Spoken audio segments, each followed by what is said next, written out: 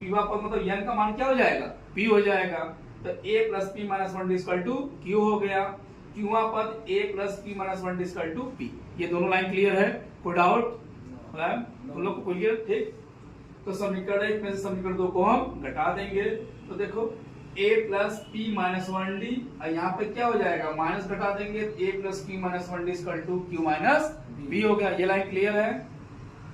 a p d का गुणा करेंगे इसमें तो पी डी और डी एक कम डी हो गया। यहाँ माइनस है, अंदर गुणा करेंगे यहाँ तो हो जाएगा माइनस ए, अब क्यू का गुणा करेंगे डी में, ये माइनस है ये प्लस है तो हो जाएगा माइनस क्यू डी, और ये डी माइनस है ये माइनस है तो माइनस माइनस हो जाएगा प्लस डी।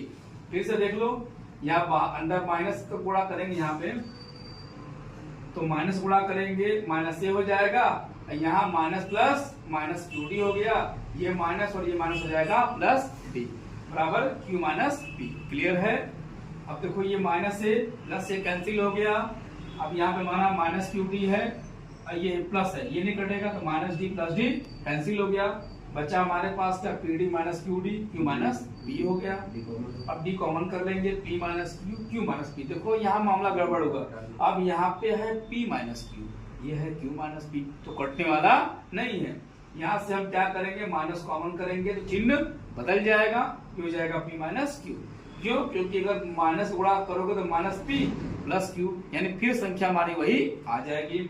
तो माइनस बाहर कर लिया, पी माइनस क्यू, ये संख्या गुणे में आ जाएगी बटे में, पी माइनस क्यू से कैंसिल, डी का मान आ गया माइनस एक।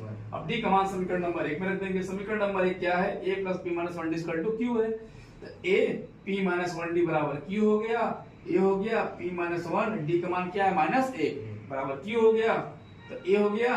अब देखो यहाँ प्लस है, ये गुणा करेंगे माइनस का प्लस में तो हो जाएगा माइनस पी, ये माइनस ही माइनस हो जाएगा प्लस वन बराबर क्यू। तो ये माइनस को उस पक्ष में भेजेंगे तो देखो ये माइनस पी है तो प्लस पी हो जाएगा, ये माइनस वन है ये प्लस वन है तो माइनस वन हो जाएगा, यानी ए का मान निकल कर आया Q plus P minus one और डी का मान आया माइनस वन। अब ए और डी का मान हम लिख देंगे पी प्लस क्यू पद में, क्यों पूछ रहा है क्वेश्चन में, P प्लस क्यू पद का मान शून्य होना चाहिए, सिद्ध हमको करना है। तो Q plus P minus one हम A का मान रख दिए, D के स्थान यानी के स्थान में P plus Q minus one है और D का मान क्या आया है माइनस एक आया है।